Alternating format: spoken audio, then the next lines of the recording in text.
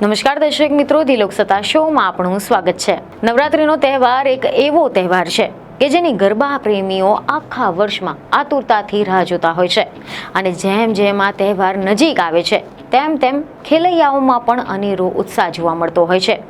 આસો માસની 1 થી 9 દિવસ સુધી નોરતાનો ઉત્સવ ઉજવાતો હોય છે અને હાલમાં પણ દેવી દુર્ગાના 9 સ્વરૂપોની પૂજાનો પણ ભવ્ય તહેવાર નવરાત્રી શરૂ થઈ ગઈ છે, જેથી ભક્તો પોતપોતાની રીતે માતા દેવીની પૂજા કરવામાં વ્યસ્ત બન્યા છે।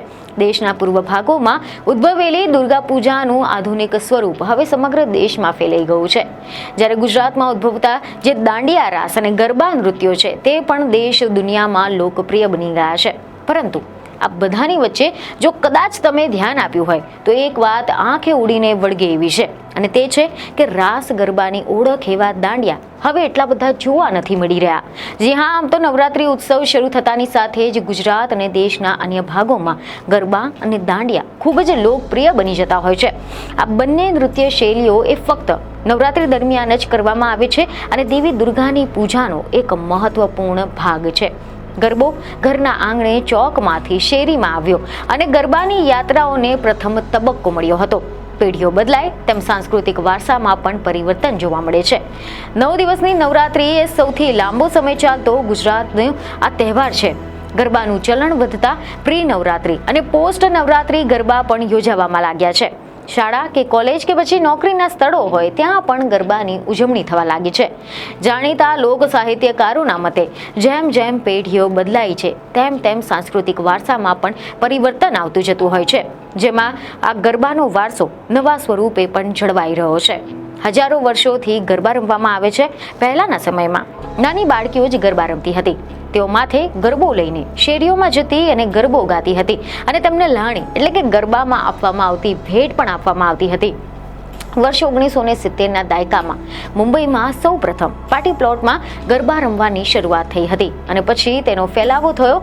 ગુજરાતમાં પણ આ પ્રકારનું આયોજન થવા લાગ્યું હતું અને હવે આજે શેરી ગરબાઓ સાવ ઘટી ગયા હોય તેવું જોવા મળી રહ્યું છે। જોકે મીડિયા અહેવાલ અનુસાર લોક કલાકારો માને છે કે શહેરોમાં પાર્ટી પ્લોટ અને ક્લબના ગરબાના વધતા જતા ટ્રેન્ડના કારણે હવે દાંડિયા રાસ ઘટ્યા કે ગાયબ થયા છે। પહેલા લોકો આખી રાત ઢોલના તાલે ગરબા અને દાંડિયા રાસ રમતા હતા। હાલ આયોજકો પાસે 12 વાગ્યા સુધીનો જે સમય હોય છે અને એવું લાગી રહ્યું છે કે સમય ઓછો થવાના કારણે પણ હવે રાસ અને ગરબાનું જે વૈવિધ્ય છે તે પણ ઓછું થઈ ગયું છે। આ સિવાય કેટલાક લોકો ગરબાને એક સ્પર્ધાની માફક ગણી રહ્યા છે કે તે ગરબામાં આપવામાં આવતા જે ઇનામ છે તેને જ ધ્યાનમાં રાખીને ગરબાના સ્ટેપ કરતા હોય તેવું જોવા મળી રહ્યું છે। હાલ શહેરોમાં પાર્ટી પ્લોટ અને ક્લબમાં થતા જે ગરબા છે તે ગરબામાં દાંડિયા રાસ જોવા જ મળતા નથી। મેર સમાજની બહેનો આજે પણ દાંડિયા રાસ રમે છે। સૌરાષ્ટ્રમાં પણ રાસનું ચલણ હજુ પણ જળવાયેલું છે અને અગાઉના સમયમાં નવરાત્રીમાં વિરામ પહેલા ગરબા રમાતા હતા અને વિરામના બાદ રાસ રમવામાં આવતો હતો અને હવે આ ચલણ ઓછું થઈ ગયું છે। નાની નાની સોસાયટીઓમાં તો હજુ પણ ક્યાંય દેખાય છે કે ત્યાં રાસ ગરબા રમતા હોય, પરંતુ કોમર્શિયલ ગરબામાં હવે એક જ સ્ટેપ આવી ગયા છે। જોકે હવે આ ચલણ બહુ જ જોવા મળતું નથી।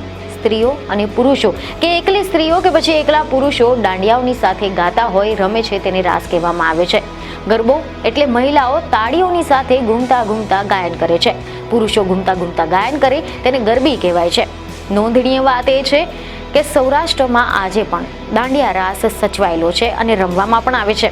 ગરબો એટલે માતાજીના સ્વરૂપોની વાત, તેમાં માતાજીના પ્રાગટ્યની અને પરાક્રમની વાત કરવામાં આવતી હોય છે, જ્યારે રાસમાં રાધા કૃષ્ણની, શ્રી કૃષ્ણના જીવનની, તેમના વર્ણન અને પરાક્રમની વાત હોય છે।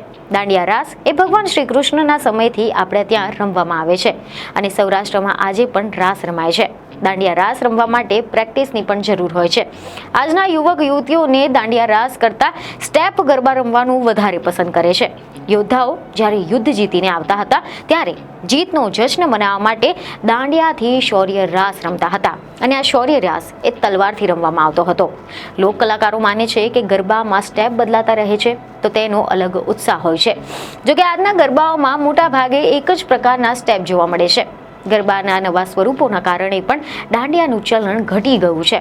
પહેલા રાસ અને ગરબામાં વિવિધતા જોવા મળતી હતી, જેમ કે પરંપરાગત કહેવાતા 2 તાળીના ગરબા, 3 તાળીના ગરબા, હિંચ અથવા તો દાંડિયા રાસ, અને આજે ગરબાની શરૂઆતથી લઈને અંત સુધીમાં એક જ પ્રકારના સ્ટેપ જોવા મળે છે।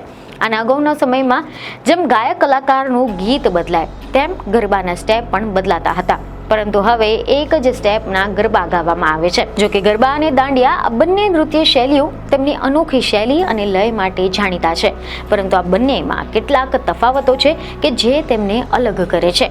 તો સૌપ્રથમ આપણે જાણીશું કે ગરબા શું હોય છે. તો ગરબા એક પરંપરાગત નૃત્ય સ્વરૂપ છે કે જેમાં પુરુષો અને સ્ત્રીઓ એક વર્તુળમાં સાથે નૃત્ય કરે છે. તાળીઓ અને પગની ગતિવિધિઓ દ્વારા લય જાળવવામાં આવે છે. ગરબા નૃત્ય એ દેવી દુર્ગાની પૂજા કરવાની એક રીત છે કે જેમાં સળગતા માટીના વાસણની આસપાસ નૃત્ય કરવાનો પણ સમાવેશ થાય છે કે જે દેવીની શક્તિ અને ઉર્જાનું પ્રતીક છે. ગરબાનો ગોળાકાર આકાર એ બ્રહ્માંડના સતત ચક્રનું પ્રતિનિધિત્વ કરે છે કે જેમાં જીવન અને મૃત્યુ એકબીજાની સાથે જોડાયેલા છે. હવે આપણે જાણીએ કે દાંડિયા શું છે.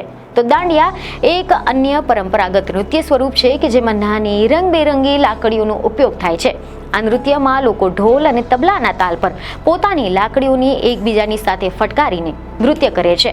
એક માન્યતા અનુસાર આ દાંડિયા નૃત્ય એ દેવી દુર્ગા અને મહિષાસુર વચ્ચેના યુદ્ધને દર્શાવે છે કે જેમાં દાંડિયા તલવારનું પ્રતીક છે. જો કે એવું પણ કહેવાય છે કે આ નૃત્ય એ વૃંદાવનની પરંપરા છે. તેમાં પુરુષો અને સ્ત્રીઓ એકબીજની સાથે શણગારેલી લાકડીઓની સાથે નૃત્ય કરતા હોય છે. જો કે ગરબા અને દાંડિયાની વચ્ચે તફાવત છે. ગરબા અને દાંડિયા આ બંને નૃત્ય શૈલીઓ દેવી દુર્ગા સાથે સંકળાયેલી છે, પરંતુ કેટલાક તફાવતો છે. જેમ કે ગરબા નૃત્ય એ દેવી દુર્ગાની પૂજા કરવા માટેની એક રીત માનવામાં આવે છે, જેમાં લોકો સળગતા માટીના વાસણની આસપાસ નૃત્ય કરતા હોય છે, જે દેવીની શક્તિ અને ઉર્જાનું પ્રતીક માનવામાં આવે છે. આ નૃત્ય આરતી પહેલા કરવામાં આવતું હોય છે. અને હવે દાંડિયા નૃત્ય એ દેવી દુર્ગા અને મહિષાસુર વચ્ચેના યુદ્ધને દર્શાવે છે કે જેમાં દાંડિયા તલવારનું પ્રતીક છે અને આ નૃત્ય આરતીની પછી કરવામાં આવે છે. તેમાં જે સમાન સંખ્યામાં સહભાગીઓની જરૂર પડતી હોય છે. અને આમ આ બંને નૃત્ય શૈલીઓનું પોતાનું મહત્વ અને સાંસ્કૃતિક મૂલ્ય છે અને નવરાત્રી દરમિયાન કરવામાં આવતું હોય છે. ગરબા અને દાંડિયા આ બંને નૃત્ય શૈલીઓ દેવી દુર્ગાની પૂજાનો એક મહત્વપૂર્ણ ભાગ માનવામાં આવે છે, ખાસ કરીને નવરાત્રી દરમિયાન કરવામાં આવે છે. જોકે આ સિવાય એવા પણ અહેવાલો છે કે કેટલાક લોક સાહિત્યકારોના મતે રાસ એ શ્રી કૃષ્ણ સાથે સંકળાયેલો હોવાથી હરિવંશ તથા મહાકવિ ભાસની કૃતિઓમાં તેનો ઉલ્લેખ જોવા મળી રહ્યો છે. એ આપણું પ્રાચીનતમ સ્વરૂપ છે એમ પણ કહી શકાય. રાસ એ ગુજરાતી છે, છતાં પણ તે ગુજરાત પૂરતો મર્યાદિત નથી. કૃષ્ણ ભક્તિ પ્રાચીન કાળથી ચાલતી આવી રહી છે, તો પછી વિરાટ પ્રકૃતિની આદ્ય માતા જગત જનની તરીકે પુરાણ કાળથી સ્વીકારવામાં આવી રહી છે. અને આમ કૃષ્ણ ભક્તિ અને આદ્ય શક્તિની આરાધના રાસ અને ગરબાની સાથે લગભગ સમયાંતરે સંકળાયેલી છે. તો આશા છે કે આ માહિતી તમને અગત્યની લાગી હશે. તો પછી અમારા વિડીયોને લાઈક અને શેર જરૂરથી કરજો.